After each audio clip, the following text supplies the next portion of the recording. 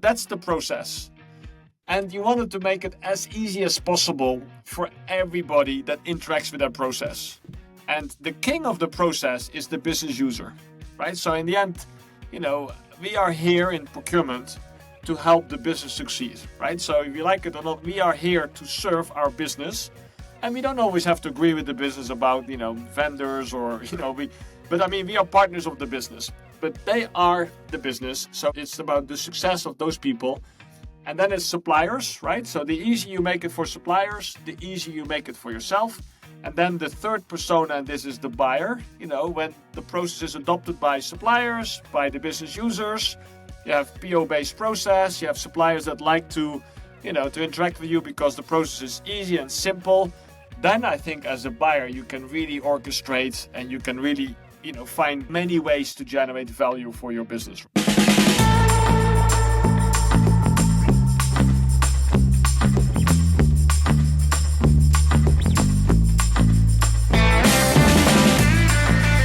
Thanks so much for joining another edition of the Never-Ending Climb for a Stronger Supply Chain and Procurement. I'm grateful today to be joined by Nico.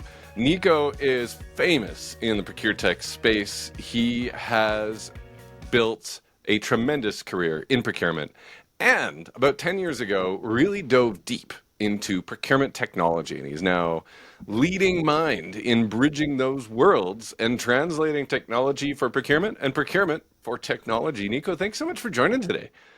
Yeah, thanks for having me, Sean. One of the things that really stood out to me was the way, and you've shared this on LinkedIn several times, the difference that you felt between an organization that was trying to jam some product down your throat and sell you something, and an organization that was trying to work with you and help you create change that lasts in your organization. And you've got a couple of examples of that, but the early stages felt different. And I think there's some companies out there that they're feeling those differences and they're not sure which one they need to be running from and which one they need to be embracing. Can you help with those early indicators of how do you tell the difference between somebody that's jamming product down your throat and somebody that's trying to work with you? Yeah. No, it's. I think the technology world is special. Maybe that's a positive way to say it. But I think that relationship with technology vendors are often different than relationship with vendors in other areas of procurement, right? So I had 15 years of relationships with packaging suppliers, contract manufacturing suppliers. And I think that success was always very mutual, right? So if our business was doing well, their business was doing well, they were innovating on behalf, on our business. And we had like partnerships that lasted 5, 10, 15 years. And, sometimes there was like benefit sharing and very collaborative relationships in general. And then I moved to the kind of buying IT or technology for the source to pay space, which was the first time I bought a tech for my old employer, Procter & Gamble. And I realized that a lot of the buyers kind of hated some of their technology providers. And I was like, it's kind of new and why is this, etc. And I think that some technology providers don't treat their customers that well. And I still believe that's the case. It's totally the case. There's some sassholes out there, Nico, and it's just not okay. Yes, I agree. It's not okay, and we should call them on that behavior. Yeah. I think when we find out these type of behaviors about kind of anti-competitive or, we should flag it and we should learn from each other, right? So I think procurement professionals, when a supplier mistreats you, right? In the technology space, I would love to learn about that, right? Because I think collectively we are stronger than individually. And I think these tech companies sometimes become a little bit too big for their own good. And I think that your point around, success, do your provider care about your success? And if the answer is no, then run far away from them, right? Because you have nothing to do with vendors that don't care about your success. And I think a good way to find out if your vendor cares about your success is to talk to other customers of the vendor, right? So I think a big part of your selection, and I help companies kind of select, for example, a good source to pay platform. A big part of that is talk to other customers, not 1 or 2, right? But like 5, and really learn about their journey, their challenges, what went wrong, what would they do differently? And I think those questions really help you get it right, because buying the tech is just a first step.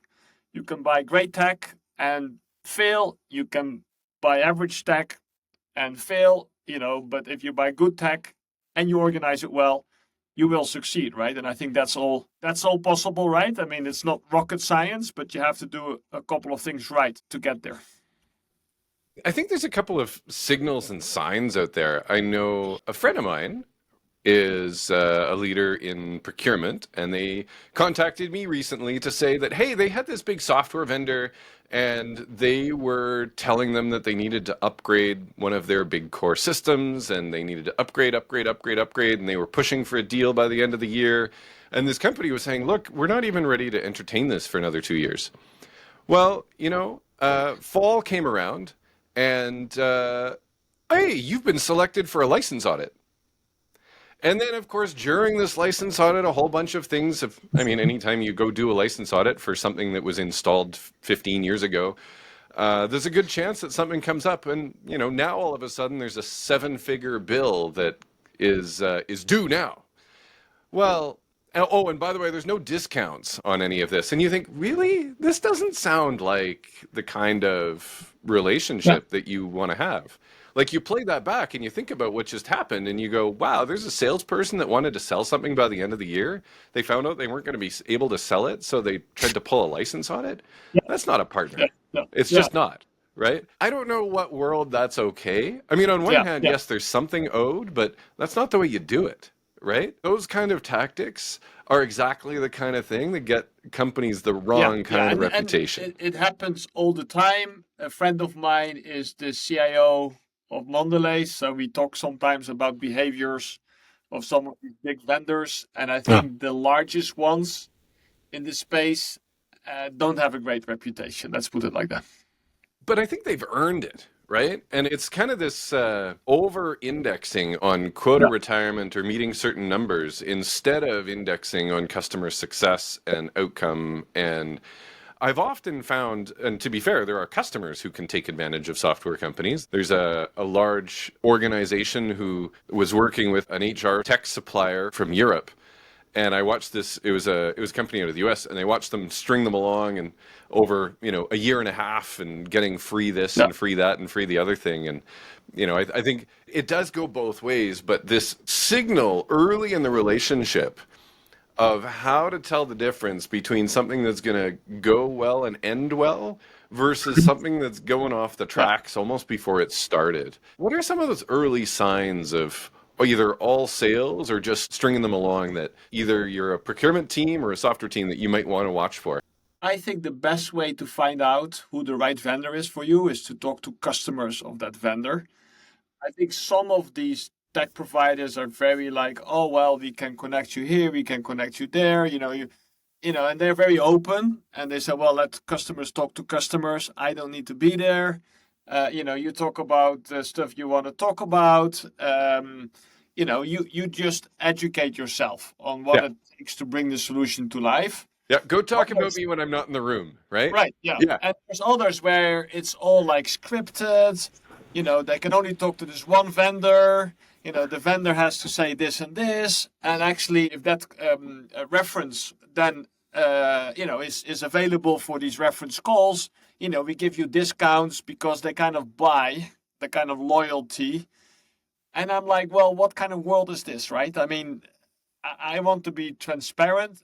I want you to be transparent. And why is it so difficult to talk to some of your customers, right? And why do things have to be scripted? And they shouldn't be scripted, right? I mean, if there's no perfect solution out there, right? So you will always have some challenges, right? In adoption, integration, what have you, or you underestimated the project, and I think that people still say 80% of these technology projects don't deliver the desired / planned outcome, right? So obviously it's like, okay, so why? Why not, right? Why? And I think it's to do with not picking the right software in many cases, right? I think it's the business function that picks the software. It should not be IT, right? It should be based on user experience and adoption. Those are the great criteria, which are hard to predict, right? So Yeah. because in demos, it's not always clear about which solution is the easiest to use, right? Because one side you think, well, the easiest to use means that we should have less features, and I'm like, yes, actually, you should have less features. Right? Like UI yes and no though, right? Because sometimes it needs to be able to do this and this, and those features aren't there. Sometimes there's the simple to use versus too simple, and I think that's tricky to find, right? The capability, you don't necessarily do it only based on capability, because there's also a lot of vendors out there that they've got a bullet point that say they do this, and then you look at how they do it and you're like, well, kinda, but not. Like right. that'll never work. So I think the RFP is probably one of the things that gets in the way of too many software vendors, because it's a big Excel template instead of, and we had this opportunity recently for a $250 billion business. Instead of running a 6-month RFP process, they ran a 4-week pilot, hands-on, not paid. So it's a big investment from the companies that participated, but it was not paid. And to be able to go through and do that, it meant that business people and IT people had their hands on the software during a trial evaluation period. And I think that simple versus oversimple, it becomes so clear, right? Like, what does the bullet point in the RFP mean? Well, they tried it. Yeah. I mean, I write about it on LinkedIn, but I don't like RFPs. Oh, they're terrible. Selection. I think They they're are horrible for this I kind of think software. often it gets people into the wrong direction because people focus on functionality, not on adoption, right? So if you do an RFP, you will never select Amazon and Uber because they have brought it down to the essence, right? What really matters. And I think that's what made these solutions so successful. But in an RFP, I don't think you will, you'll say, oh, it doesn't do this, it doesn't do that. I can't pick my driver, or, I mean, there's loads of things you can't do. And it's actually a good thing because it makes it so easy to use. And my dad's using it all the time, right? And if the solution would be difficult to use, he wouldn't be using it. It's the adoption matters so much. And the beautiful thing about simplicity is it doesn't mean that there isn't complexity to be managed. It means it's simple for the person who needs it. And that's so critical. There's a lot of older solutions out there that are built for and by advanced procurement professionals. So you put them in the hands of somebody who's not a procurement professional, and they're like, I don't know what this is. I don't know how to use this. But they check all the boxes on the RFP. Yeah, and I've helped many clients with platform selection, which I enjoy doing, and I also believe platforms are, the future because ERP is not designed for procurement, so you need to have a procurement kind of source to pay platform as a backbone, and then you can add other kind of nice, point solution, best of breed solutions to that digital backbone. But when you select, and I was recently in the process with the client, and we did an RFP, we did a demo, and we do customer reference calls, right? And then I asked the team, I said, if you would be constrained, right? Theory of constraint. If you can do only one of them, one of the three. And we said, well, if you can only do one of the three, we do only customer reference calls. Isn't that powerful? Yes. Because how long do those take? Yes, exactly. So the thing that's the least amount of work will give you the biggest benefit. Yeah. And the thing that takes you a ton of work, which is the RFP and getting all the requirements, etc., is actually the one that you think, yes. And I think, should you do it?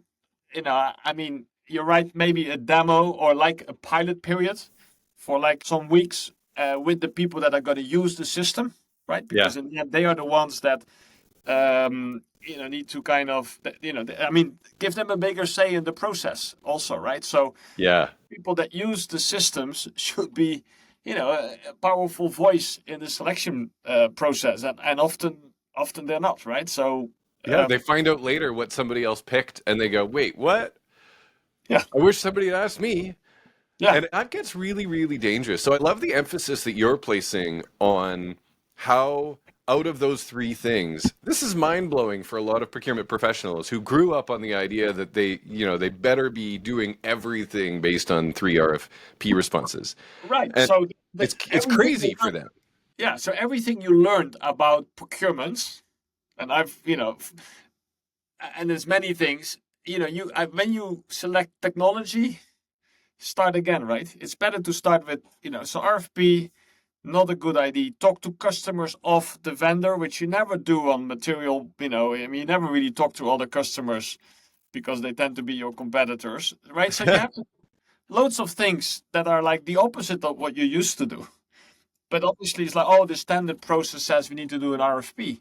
No, I did the selection process at P&G 2015. We had two providers because we wanted the supply network.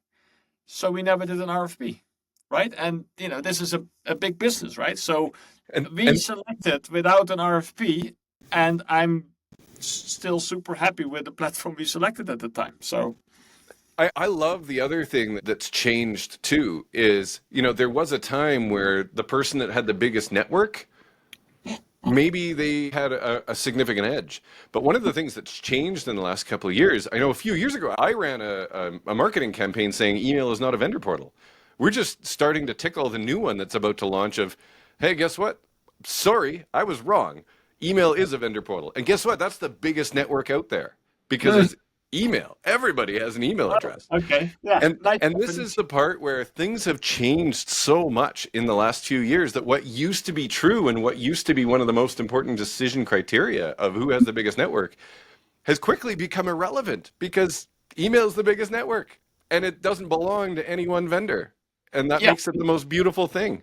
yeah. But then the Here's- question is, what can you do through email? Can you can you submit your RFP through Yeah. email? The answer is yes. Yeah. That indeed is part of the supply. That's your supply network.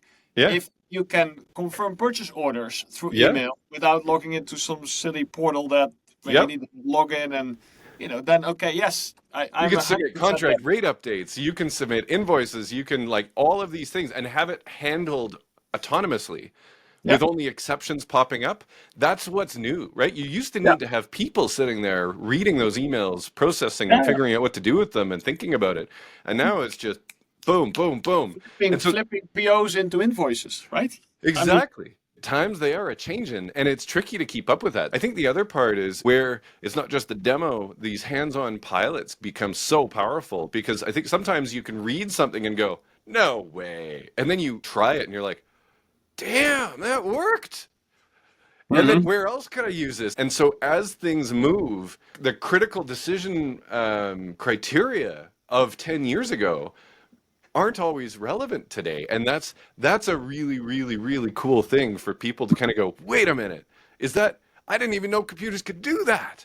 Yeah, And then all of a sudden they start getting all these other ideas of, whoa, that means I don't even need to do that step anymore. That's not even relevant for how we would decide because that is super, super fun. And I love that you get to go do that for organizations and help them realize this, help them figure it out. That's one of the greatest gifts you can give people, Nico. And I love that you get to go do that because you get to go and help somebody go, oh, that's not even relevant anymore. yeah, We can move so much faster, so much easier, so much whatever. Like you get to give people that gift all the time. And I love that you get to do that. Thank you. yeah, yeah. No, I have to say that's one of the most rewarding thing you can do. I remember we trained our 1,200 buyers at P&G on Power BI, and we had a Power BI for Beginners course. And we gave them a little spreadsheet where we said, okay, this is supplier location, and this is your using factory. And we had like 30 names or locations in both of them. And we said, okay, now visualize it in Power BI. And they used to do that in PowerPoint, putting logos and lines on the world map, etc. And then when people realize you can do that in, you know, 5 seconds in Power BI, and you have like a flow of materials and see how many containers, visualizing the supply chain, people were like, whoa, wow. This is something that I want to continue to use. And these wow moments, this is why I think that we should all, yeah, it's that the wow is kind of helping. And that if there's no wow in technology, then it becomes a bit of a, It maybe you becomes should, a want. right, exactly. But you should get the wow, right? You should get the innovators behind your technology, the people that innovate in your business. If they're not excited about the technology that you bring, maybe we should, figure out maybe, is this really the best technology that's out there? Yeah, because it might be excited about something that was relevant 15 years ago instead of today. Yeah. And that's tricky. Nico, if you had out of what you've shared already, there's a whole bunch of gems in there to go help people think about this more effectively. If there was a couple of points where you would say, hey, if you ran into the following things, here's when you call me. Like, call Nico if dot dot dot. Yeah. What are those things, and how do they get a hold of you? Yeah. Well, I mean, LinkedIn is the best way to get hold of me. What I love is kind of strategy, right? So I think a lot of people have, they do projects with technology and procurement, right? So there's a project here, there's a project there, and I think I'm always like, okay, so what do you want to achieve, right? Yeah. Well, What's and the I think point? a lot of people, they're like, oh well, I own a source to contract, or I own contracting, or I own this part. In the end, you have, the process is source to pay, right? Or demand to pay, right? I was with Yeah. In, Nestle this intake last to week. pay, demand to pay. Yeah. Intake to pay, right? Demand to pay, right? That's, that's the process. And you wanted to make it as easy as possible for everybody that interacts with that process. And the king of the process is the business user, right? So in the end, we are here in procurement to help the business succeed, right? So if you like it or not, I mean, we are here to serve our business, and we don't always have to agree with the business about, vendors or, but I mean, we are partners of the business, but they are the business. So it's about the success of those people. And then it's suppliers, right? So the easier you make it for suppliers, the easier you make it for yourself. And then the third persona, and this is the buyer, when the process is adopted by suppliers, by the business users, you have PO-based process, you have suppliers that like to interact with you because the process is easy and simple.